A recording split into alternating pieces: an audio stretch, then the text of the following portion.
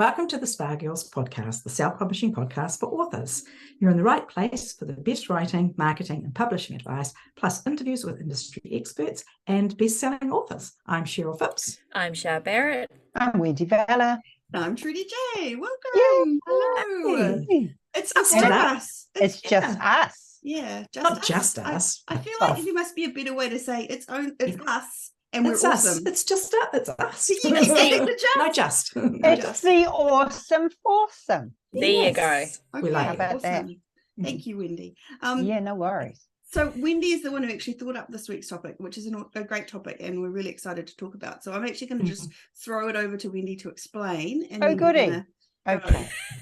And well, you know how we're sort of forward planning, all about forward planning this month in the spa. That's what we've been sort of, talking about in our wonderful Facebook group and email newsletters, things like that. So forward planning, the meaning of forward planning is the process of making plans to take into account what is likely to happen or be needed in the future. So, what today we're each going to discuss how we forward plan, because we're all different, right? No one shoe fits all.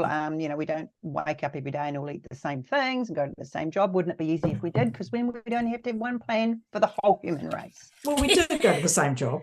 Yeah, true. But you know what I mean? We attempt to do it different. So future planning, you've got to make a plan that fits you and your life. But I think I've been guilty over the years of making a strict plan, and when it fails, I'm just like, oh, well, that's it then.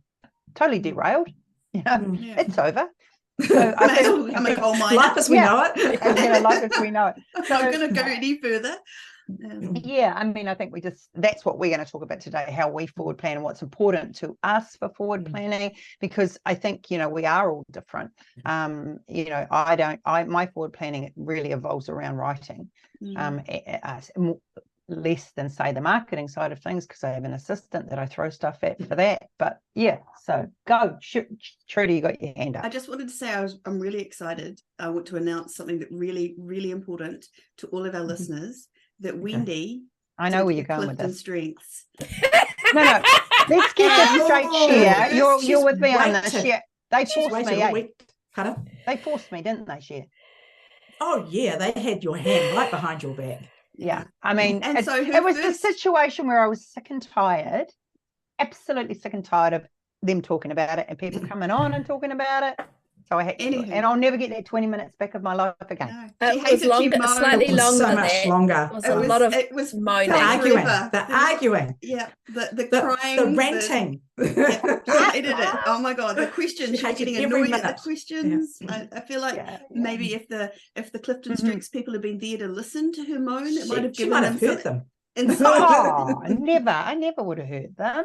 Anyway, let's move on from that. But no, my point is your number one strength was activator, which is so like it just fits right with you, what you're talking about, like your number one thing is the writing, and you get it done and you make it happen, and it's just And your number two, because I was so excited that Wendy did it, I wrote it in my notes app, and it's number one on my iPhone's notes app. So that just gives you that's how important this is to us, Wendy. And her number two is focus. Now, focus doesn't even appear on mine. I think they threw me a bone at the end of 34 Strengths, but this is why Wendy gets SHIT done. Just saying. Cheryl didn't take it, and I think if Cheryl took it, hers would be exactly the same as me. No, Cheryl would be. She just went, no, I'm not going to do it. And whereas I'm a nice person and felt like I needed to. No, I think to be fair, we were a team, Wendy. I am gutted. I am so gutted. Seriously, Cher would be just like me. You could split the Spa Girls right down the middle, and there would be me and Cher, Trudy and Char.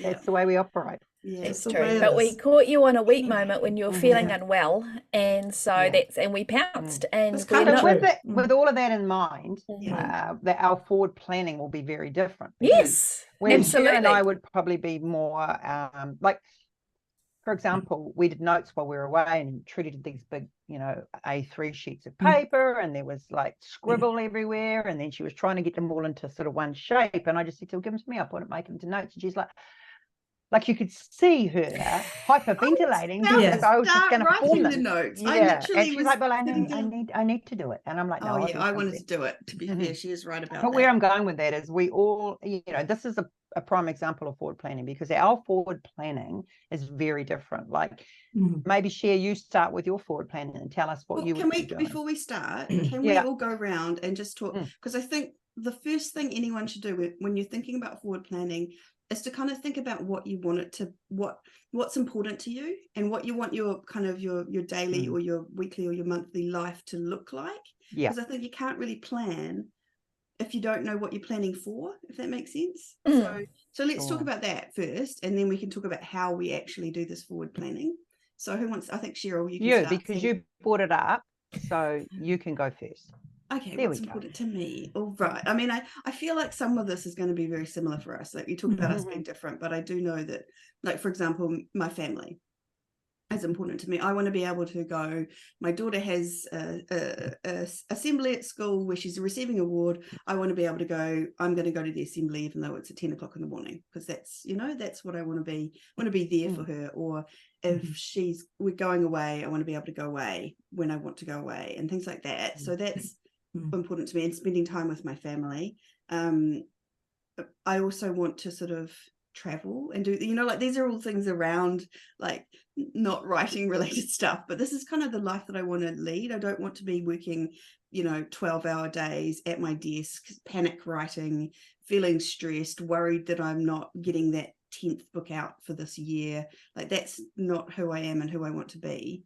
So any planning that I do has to take that into account. It's kind of my ideas. And my health. So I have put on a bit of weight recently, and I am now and I am not as fit as I once was. So I am now putting that back into place, where I'm kind of losing weight and doing more exercise. So just making sure that I don't, that I do that, as well as making time for the writing. And so that's my stuff. And because we had Sarah Cannon on the podcast, it's also to try and figure out how many hours of stuff that I want to do versus how many hours I have, and do that. It's extremely confronting. I'll just put a asterisk on that one when that calculation kicks in. And this is a little bit of an aside, but this goes to show how much you don't think about stuff. So this particular program I'm doing, they said to me, you need to have breakfast by 8:30. And then but you also have to go for a walk. And I was like, right, well, I'll walk at 8. And then I was struggling to have breakfast by 8:30 because I'm having a 45-minute walk from 8 o'clock. And it didn't actually, I know this sounds really dumb, right? So you're looking at me with like treating your dumb faces. No. I know you are. But no judgment. I'm immediately thinking, go at 1:45. Yeah. Well, I can't go at 1:45 because I take Zoe to school at 8. So I can't. After breakfast. See, anyway, no, this is not the point. The point is, with fixes. It didn't click in my head. But my point is this is my brain. This is my brain in action. I was like, I knew I wasn't getting the breakfast before 8:30 thing done, and I was like struggling to get it even sometimes before 9, and sometimes I still hadn't eaten it at 9:30, and I couldn't figure it out. And it was because I was walking at 8, getting home for 8:45, having going and having a shower, getting myself organized, doing it, and I wasn't. So what's the result? What's the outcome?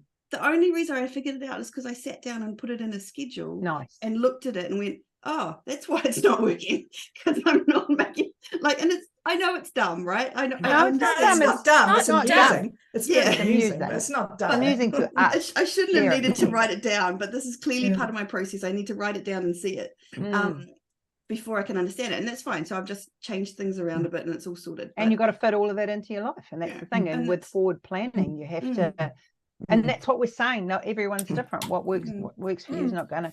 What about you, Cher Bear? How about you? I think the biggest thing about it all is exactly what happened to Trudy, is not to stress out about it. If something that you're doing is stressing you out, then it's the wrong plan, absolutely the wrong plan.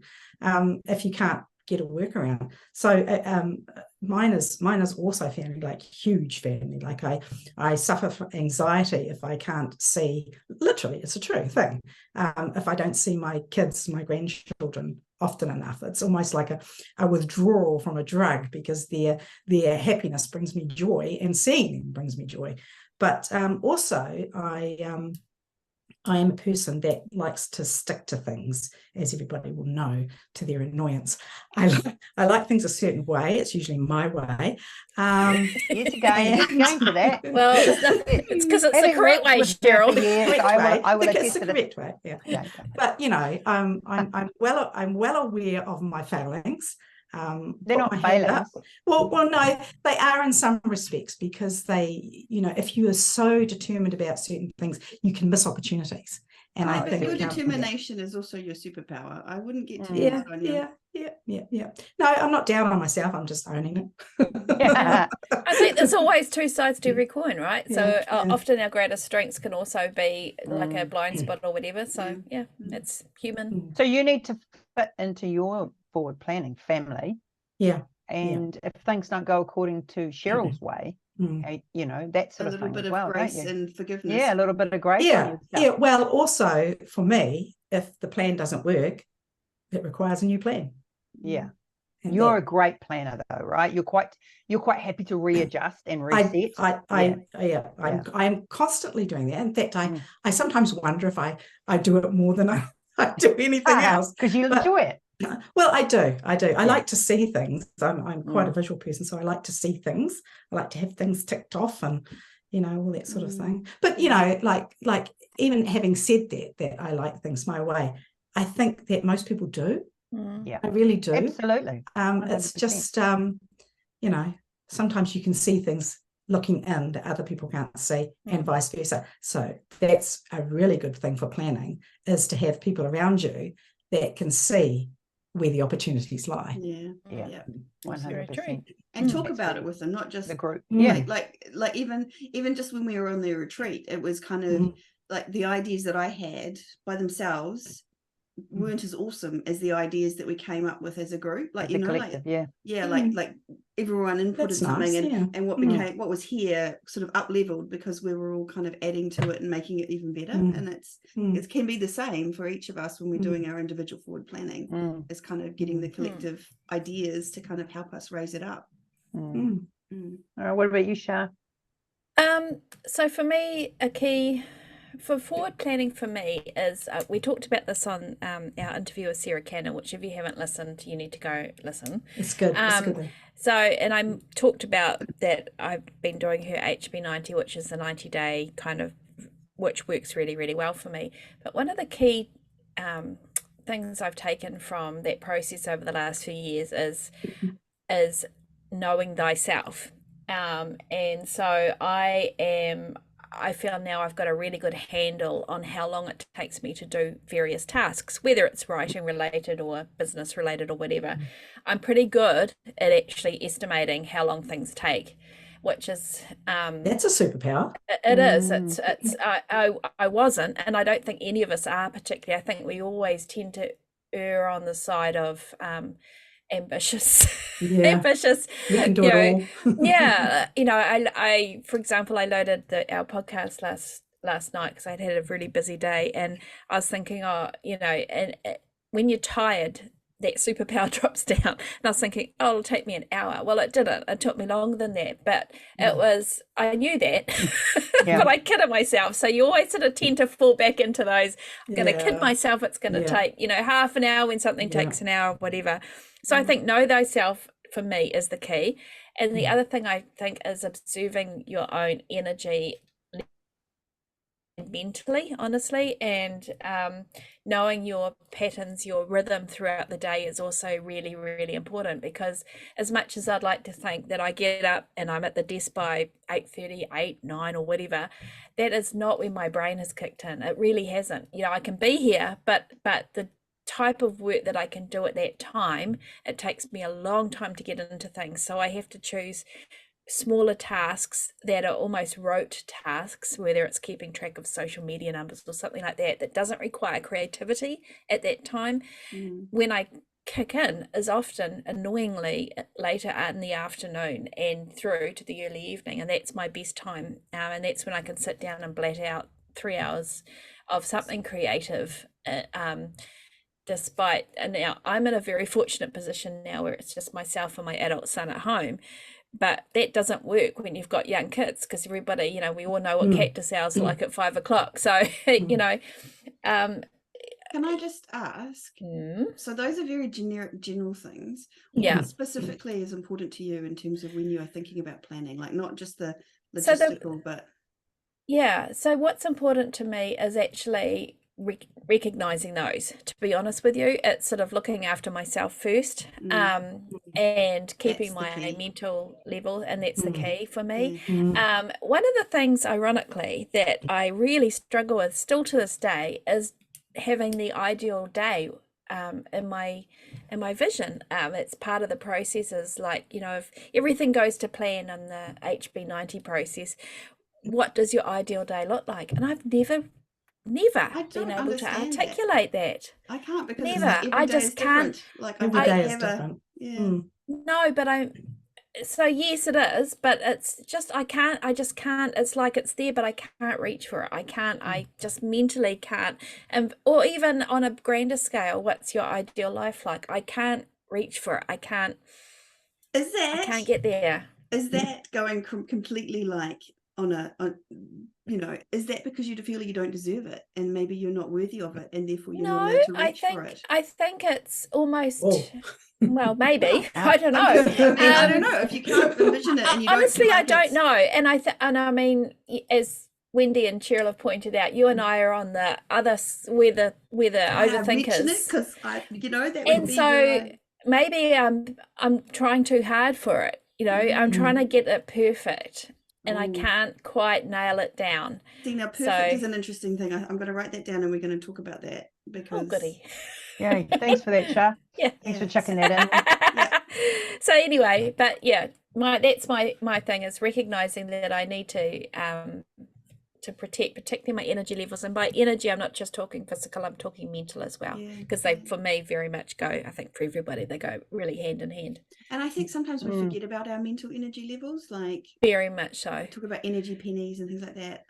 Becca Syme is actually really good about talking about that kind of stuff. So maybe we, as writers, we are probably thinking about that more than the average person, but I think so. Not always. I think it's very easy to get on the treadmill of thinking production. And so much of what we listen to in this community is about how can I produce more? How can I market more? How can I advertise more? How can I get more books up, more products up? A lot of it is about a production focused attitude. And I think we can get lost in that, you know. Absolutely. Yeah, true. 100%. Okay, Wendy, what about you, your Wendy? turn.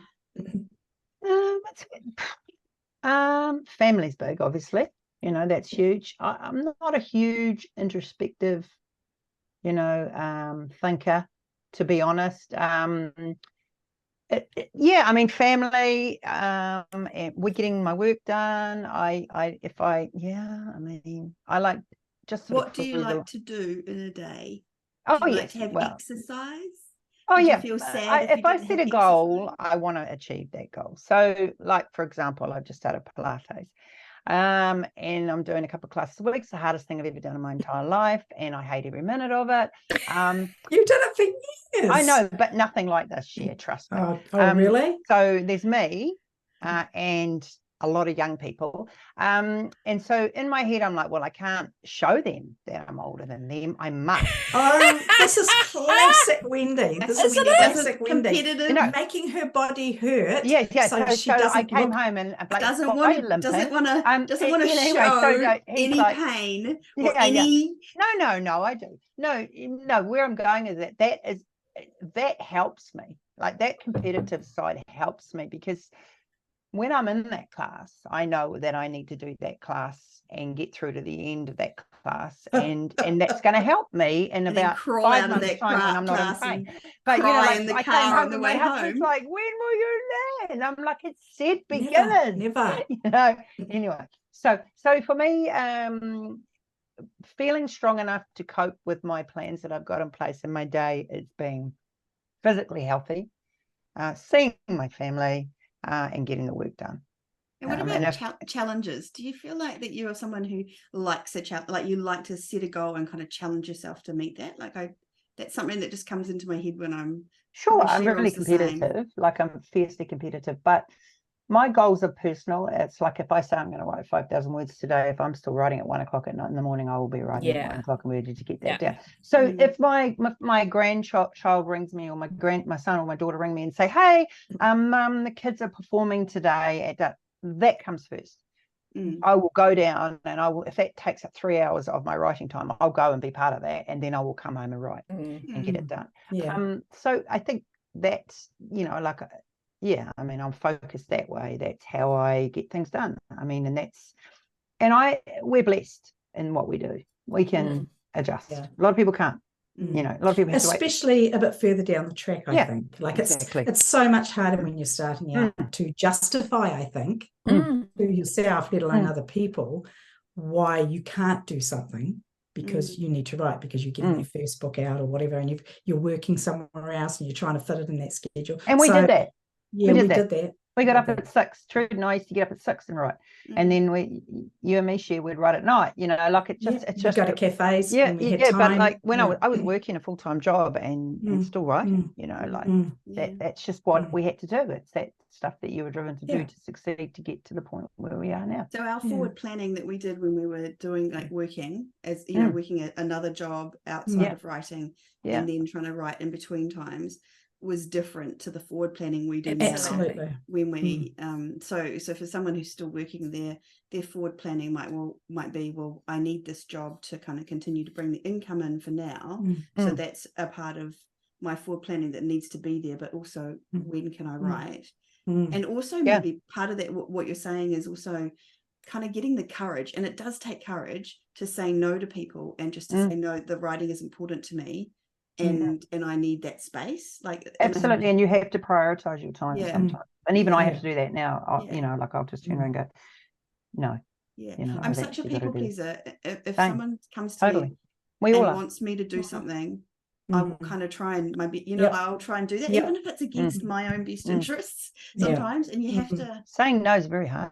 And some people are actually worth the effort more than other people, which sounds really awful.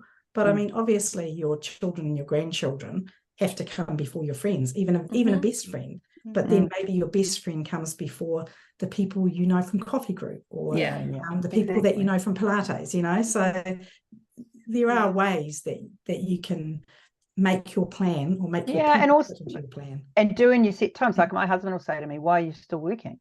I'm like, look, dude, if I was going to an 8-hour day job, I'd be doing 8 hours a day. I said, so this is my full-time job. So if I have to do 8 hours every day, it'll turn into 10 or 12. Then that's just what has to be done, Like, and I think training the people around you to understand that is massive. That's planning.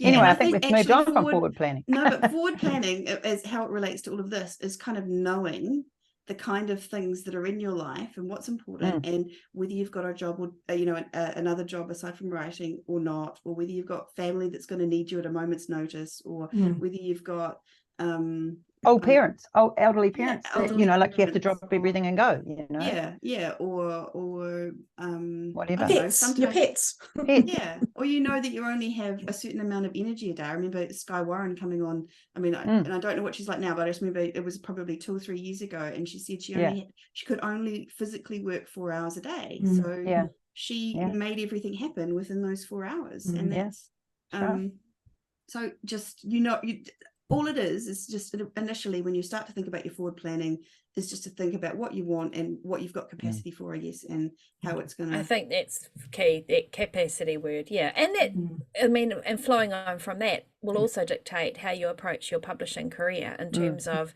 are you writing series, are you doing standalone, are you doing rapid release, all of that kind of stuff flows on for how much capacity you've got for. You could want to do a book every 2 weeks, but whether you can do it and whether you should do it are other questions. So just because other people are doing something you don't know, which is what we say all the time, you don't know what's going on, and you don't know how much help they've got to, with that too. Those are the biggest questions, actually, Shara, aren't they? Is what you can do, what you can achieve, and it has no relevance what other people are doing, and if you can't manage it. And like with social media, we often say, pick one thing or just do one thing better well than doing three things not that well. And I would actually say the same thing for publishing. I think it's better to do one book well than it is to do three books half-assed that you know, just have an irregular publishing schedule kind of thing. Like it's I think it's better to do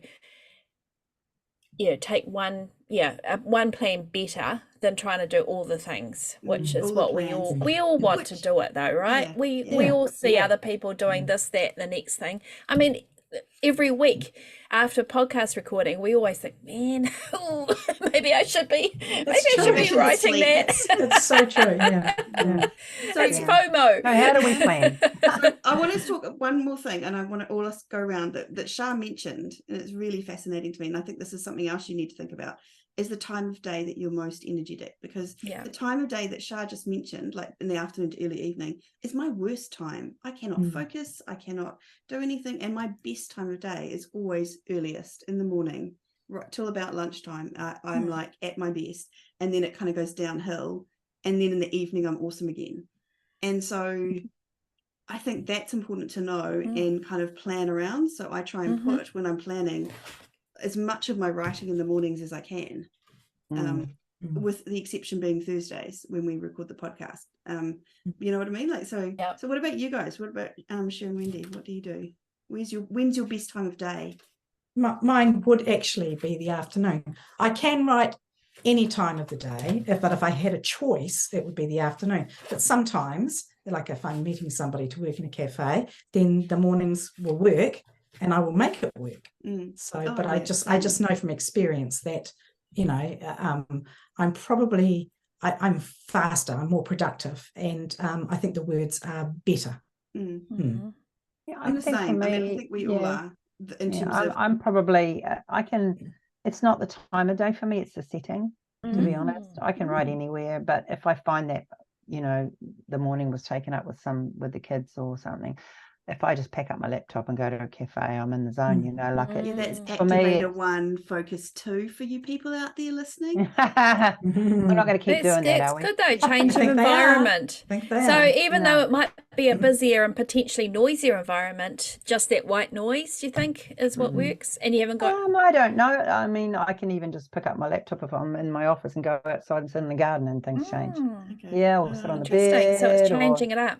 Or I go for a walk, come back, and then I'm after I've had a walk, I'm ready. Depends on what I'm working on too, you know. Yeah. Some books are easier than others, and some books write themselves, and others just like wading knee deep through porridge and with someone holding you back. With a bungee cord tied around your waist. And that's really interesting. So knowing that about yourself is important with your forward planning. So maybe knowing that maybe one day a week you can go and write in a cafe, and that's going to help your production. You know, that's a really interesting thing to know. Okay, all right. So let's get on to the meat of it now. And the other thing I wanted to say was how long you can focus. So that's, and Shah mentioned that also. So for me, I feel like I'm going to be different to these other two, because I do sprints, but I prefer to do shorter sprints. And I can do a longer sprint, but I feel like I'm better if I do a 30-minute sprint or shorter, and then stop and then do another sprint. And I've even tried, there was we talked about it a while ago on the podcast, I've even tried like doing 6-minute sprints and then having a break and then 6 minutes. I can actually do that quite easily. Whereas the longer sprints I actually can do, but they drain me faster. I don't keep as fresh. So in the long run, like, so I could do a 2-hour stint of writing, but if I hadn't taken any breaks, then I'm kind of done for the day, versus if I just do shorter periods across the whole day, I can last longer. So is that similar to you guys, or you just kind of keep on writing? No, taking that many breaks would do my head, and it would take me out of the story, and it would take me the next segment to get back into it. So depending on the break, but I prefer to work through, and especially if I've got the bit by the teeth, like 3 hours is fine. I don't like to do any more than that, because physically I can't handle it. My back's not too good. So do you stop and get up in that 3 hours at all, or do you just sometimes, but not, I have to say, not always, because sometimes if I'm just so into it, then but I write now in a recliner. So I'm not sitting upright, and I have my feet up, and I have a portable desk. So I've made myself as comfortable as possible, and I move. I mean, you probably see me in the chair sometimes if you're watching this on YouTube, and I very rarely just sit still. Yeah. So my feet are going up and down on a wobble board, and I'm moving my hips because I am sitting upright. But so that's me. I think, like when I go to a cafe and we do like 45 minutes, sometimes I'm itching for it to stop because it kind of feels like it's forced. Yeah. Oh, itching, like you don't like stopping, you mean? Well, no, I want to. To. So, but I think that's just because of everything going on around me. I don't know. Yeah. I don't know. I don't know what that is. Yeah, I don't have a timer. I've tried that. I work in word count. I like to get 1,000 words done before, and then I'll have a break, and then I'll do another 1,000. Okay. Like I that's probably pretty much. I've always been like that. To the clock, I'll go, okay, it's like 10 now. I've done 1,000 at 10:15. I'll start again. Like I'm more sort of, That's cool. I mean, that's actually a really good example of how the three of us are so completely different. Yeah, and I have to work in 25. I'm a Pomodoro girl through and through. It's the single best thing that keeps me focused on task, and now, ironically, from a physical reason, similar to Cheryl, I have to get up every 30 minutes for 10 minutes.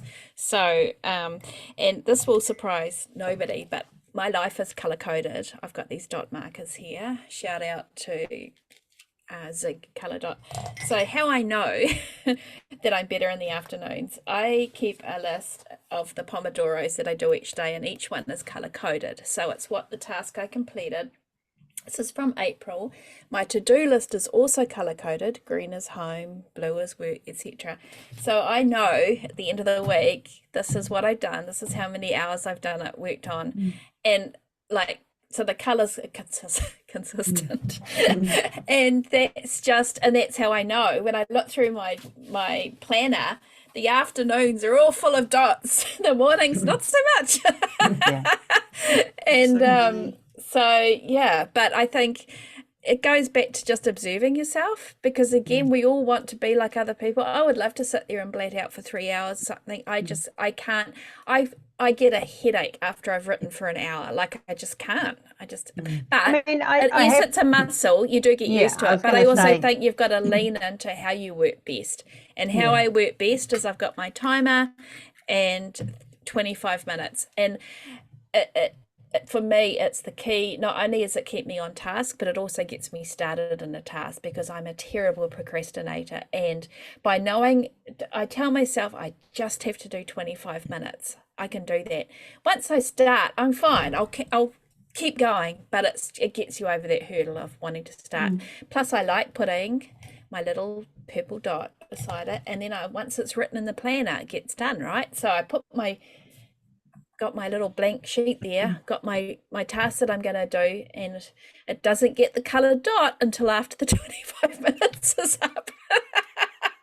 Right. Coffee stickers, coloured dots. It's all the coloured dots. It all comes together, doesn't it? I do Pomodoros, but it's like part of it, I'm quite competitive, and I do think it's not that healthy to be competing against other people. But if I'm competing against myself, and I kind of am like, I'm aiming for at least 1,000 words per like half an hour, and I don't always make that, but often if I'm doing several sessions, I'll be like, the first session might be 850, and then the next session I'm like, right, I can do 900 words the next session, and then trying to compete against myself, and that actually helps me too. That kind of adds a gamification into it, like Sarah Cannon was talking to us about. And there's a online thing like this, Write or Die, which I've used before, which starts erasing your words if you don't keep writing.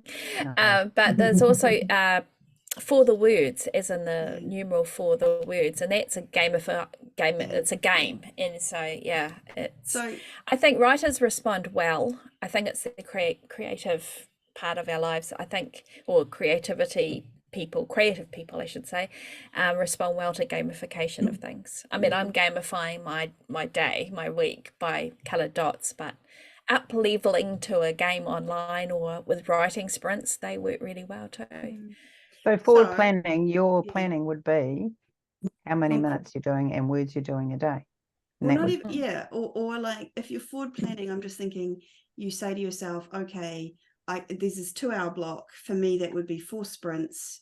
How many words you want to try and make through those sprints or whatever.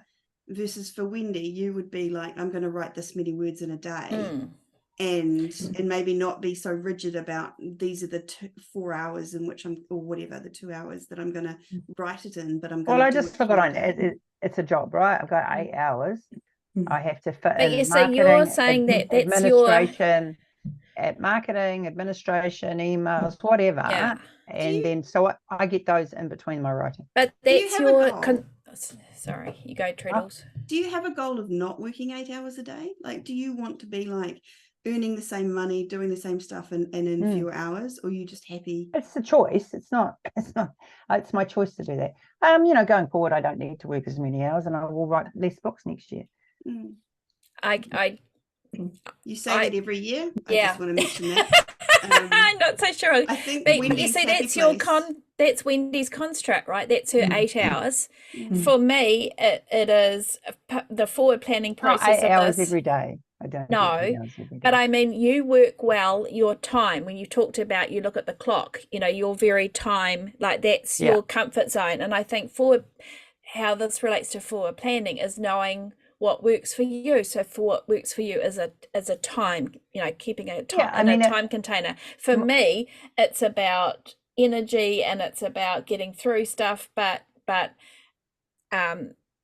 just knowing how I work better. I still think that's the forward planning aspect of this. Absolutely. Understanding it. I will take a book and I'll say, okay, well, this book's going to be 80,000 words. I'll divide it into the weeks. There you go. Divide it into the days. These are the words I need to get done. If I didn't get them done yesterday, then I will get them done today. Yeah. That's it's just like, I think it's more concrete too. I think you're pragmatic and it's more concrete, whereas I'm more airy fairy and it's about the feelings. Right now, I think it comes back down to how you work the best. I mean, that's right. So for me, for forward planning, it's all about these books are going to be written. This is when they're going to be released. This is the editing that needs to be done. These are the covers that need to be done. This is the marketing that needs to be done. This week the arcs go out. Like I need to have probably more like a man. I think more like a man than half of the up here. Hey, Shah, if we're going to talk about this, what was Wendy's 5th one? Wendy's 5th one. Because it was Let me just consult my phone, Trudy, because it is in here. No, it's just really fascinating because only to you. So Wendy was activator, focus, strategic, achiever, responsibility. And I think that's the I set a deadline and I'm gonna make it. And Cheryl's exactly the same. Like set a deadline, I'm gonna make it. And I mean I like deadlines and I like to work to them too, but these two have like a pathological I will make this deadline or die. Like I don't think that's true. I feel like it is. It's like a psychic death. If you were going to a job and your boss said to you, I need that done by the end of the month, you would do it, right? Well, I'm my boss. No, you see, here's the thing. This is where we're different. Because I would be like, I'd be questioning, does it need to be done in the first place? Can it be done in a different way? Like, I'll be like, not necessarily. And the thing is, you're the boss, right? So I think like I say, it's your construct, and I don't mean that in a negative way. It's just how you work best. Like as well, like for me now, I'm at the stage where I can delegate. So writing's important to me. I can delegate to my assistant. Yes, but Wendy, you're right. Your working style hasn't changed before or after you could delegate. So I still think it's fundamental to you. It's how you best work. And that's awesome, right? So clearly it's working for you. Like it's not. This is probably not awesome to everyone. No, that's it. I can't adopt that. I have always been the same way. We've always worked the same way. We've had goals.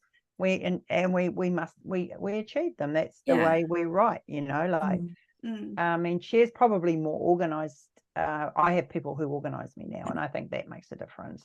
But Cher's rigidly organized because there's so much going on and she needs to be, right? The difference between just little old me and I have to do it all. But the thing I think that Cher has over you, Wendy, is that Cher is a bit more of a risk taker and she will try lots of different things. Like Cheryl's done Kindle Worlds, you've done box sets, you've done, not that Wendy hasn't done a lot of different things, but you have significantly, I think more than everyone else, tried lots of different things, Cheryl. And I think that's what's cool So about you. Cheryl, once we It's more get of a- Cheryl pinned down and she Yeah. does her Clifton Strengths, then we Yeah. might You're find going to do those, girl, because they're Yeah. not leaving me out that to dry. third and fourth streak might be slightly different, maybe Yeah, a I little think bit more so. I futuristic think kicking she's in there. got So, something different to what can we talk about forward planning Yeah. and how? Yeah. Because like instead of dissecting the fact that Cheryl and Wendy are obviously men.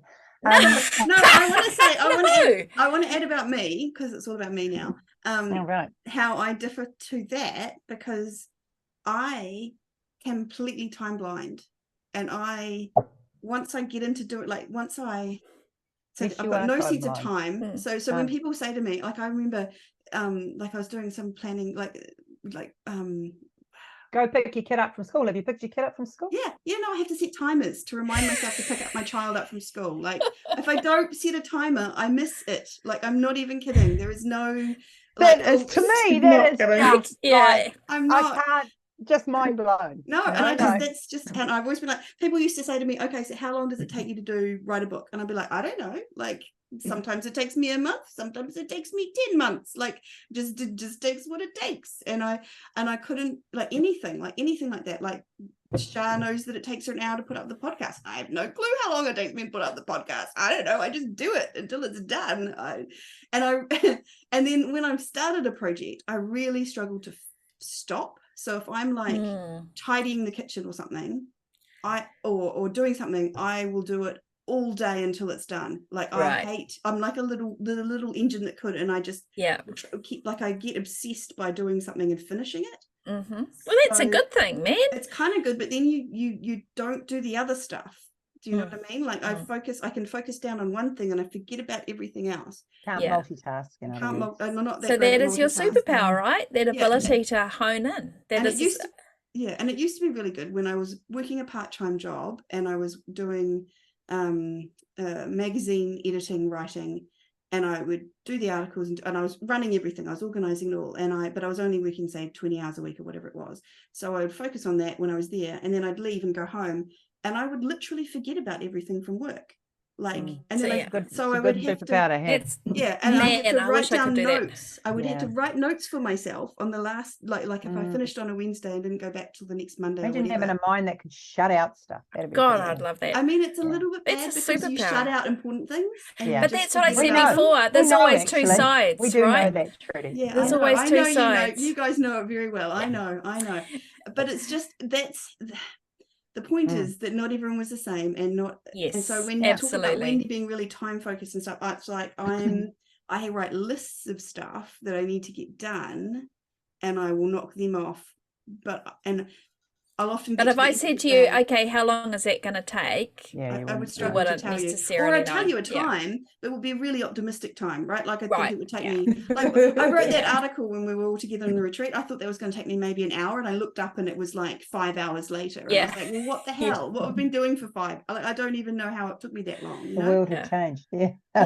So but we're all different, and we're not saying any of this to criticize. If you're resonating with any of these things, this is just how we are, right? Like this is not, and I think we're further down our journey as well, and that makes a difference. And we also have different financial worries or lack of them or whatever. So that makes a difference too. You can't say I am going to focus entirely on writing if you need money for food. No. Exactly. And I think too, the other thing that we haven't touched on, but probably we should, as part of the forward planning, is also we are further down the journey. We're 8 years into this podcast, and I'm not saying we know everything, but we know a lot about self-publishing and have seen a lot of changes, but also know the consistencies. If you're starting out, a huge part of the forward planning is actually gathering knowledge, and that's very time consuming. And so your productivity when you're starting to learn things cannot be compared to somebody 3, 4, even 2 years down the track. 100%. But I also think one of the most important things for forward planning is know thyself. Know the processes you work through, how you best work. I mean, having said that, we have all tried a myriad of things. Oh gosh, many things to get. If we had a penny for everything we've tried, we'd be rich. So between us all, I think we've probably tried it all. I think so. Everything. I mean, like I think so. There isn't a single. When we first started. Yeah. You and I were pretty clueless about a lot of things, these two have always been No, you weren't. smart But at we didn't dive into everything like you guys do to find out how to do things. We were just writing, and then the other stuff was like, oh hell, now I need to open an Amazon account. Now I don't know how I need to learn to format my books. Formatting, what's that? Yeah, but the thing is, Again, we've been together so long, like we were working full-time jobs when we first got together, and so we've used you two as encyclopedias, which has been awesome, Sharon. Well, I think that's another thing of forward planning, maybe, is understanding what your strengths are, and trying to hook up, and I mean that in a platonic sense, with somebody or some writers that maybe bring those, like with Trudy and I, we're on the intellectual, the learning, the input sort of side of things, and we tend to want to know it all first. Like, that's just how we are, and we get a lot of energy from learning, whereas some people get very drained from learning. So it's understanding what feeds, again, those energies. And one really important point to make is I used to get really upset with myself, and I used to get kind of down on myself for the things that are just like being completely unaware of time and not being able to be like Wendy and Cheryl and be quite time focused. And I know it's taken me a long time, but now I'm just like, it's how I am. And I just work to my strengths and create and use timers, right? So you use the tools to support you. I used to resist it. Like, I was like, I'm always burning food, right? And people would say to me, why don't you just put a timer on? I was like, I'm not going to run a timer. Timer. And it's like, now I'm like, and I think the reason I was resisting is because I felt like there was something wrong with me, that I should know how to just take it out when the time is right or whatever. Like, there was something that I was making myself wrong, and I shouldn't need the timers. Whereas now I'm like, well, I can see that the timers make my life better. And so know thyself, basically. Yeah, and like, forgive yourself for the things. We're all different. There's things you guys do. Like, I'd love to sit down and learn. I'd love to sit down and read a book on how to. I'd love to sit down, but it's just not in my wheelhouse. And I'll look at it, and the first page of the words will start blurring. No. Yeah. All right. Well, I think we've talked this through and through. Absolutely, to death. And so forward planning. The one last thing that maybe we need to. Sorry, I know. No, that's okay. That's all good. But so you take all of this, know thyself, and then you go, okay, now I'm going to sit down and work out how to take all of that and make it into, like, Shah talked about the ideal day, which she clearly can't work out, but like maybe try and do, like, forward plan with all of this in mind is kind of the wrapping up of what we're doing, right? So forward planning, if you're a time orientated person, then maybe it's blocks of time every day that are blocked out for the writing, for the marketing, or whatever. If you need a list, then you write the list of everything you do, and you break it down into smaller chunks and do that. What else? And don't assume that somebody else's way of forward planning is going to work for you either. I think you can try very hard to fit yourself into how somebody else works. If it's somebody you want to emulate, a career you want to emulate, a writing schedule, I think if it works for you, great, but chances are it won't. So I do think it's best to work out for yourself, your own, personally. Yeah, I mean, there's lots of different people telling you different ways to forward plan. Lots of different people telling you everything to do with self-publishing, which is the one right, Ray, and there isn't. I know we were broken records on that one. But I think we've talked about some resources. We'll link in the show notes to the Skye Warren interview that we had with Skye, and obviously Sarah Cannon's one that we've just done in the previous episode, I think, or previous 2 episodes. Those are methodologies of ways of working, and there's a lot out there, but I think it's a great opportunity to talk with other writers. If you're in our Superstars Mastermind group, which you get through becoming a Patreon of ours at patreon.com/SpaGirls Podcast, it's a place where we can talk about schedules and forward planning and maybe figuring out ways to work, because I think it's sometimes and the language that you use to describe how you work is often the keys, you know, whether it's I look at the clock or, you know, I need my coloured pens. And even just talking with other people and trying. Absolutely. Yeah. So the other thing we should mention is that also, if you want a little bit of extra help with the forward planning, is that we now have a new tier for the Patreon. This is one of the changes that we made. You're hearing it here first, folks. Yeah. I feel like we need a drum roll for this one. So there's a new $100 a month tier, and you get a one-on-one session, 30-minute one-on-one session with the Spa Girls every month, on top of being in the Facebook group, on top of all the other stuff that you get. And you could use that time, and we could help you forward plan. Like that's the kind of thing you could use that. And every month we could, and then check in work with us through the your next process, month, and we can, you know, help you along with things. And if you felt like you needed just 3 months of that, then you would get 3 months of one-on-one sessions with us to set you up in the right direction or whatever, you know, like so. Can I just say that's the cheapest coaching and writing on the market, and you've got us. And you have guaranteed at least 2 of us. At least 2 of us. So, and it's done online on Zoom, so no matter where you live, you can have a recording. So I think that's actually well worthwhile. Like you know, it is 100%. And having people to talk to that are not emotionally necessarily connected with you, but have a wide range of experiences and are coming into it from different angles, I think honestly is such an important thing. Yeah, absolutely. Okay. And I think that's us for another week. All righty. Thanks for joining us, and we'll see you later next week. Bye. Bye.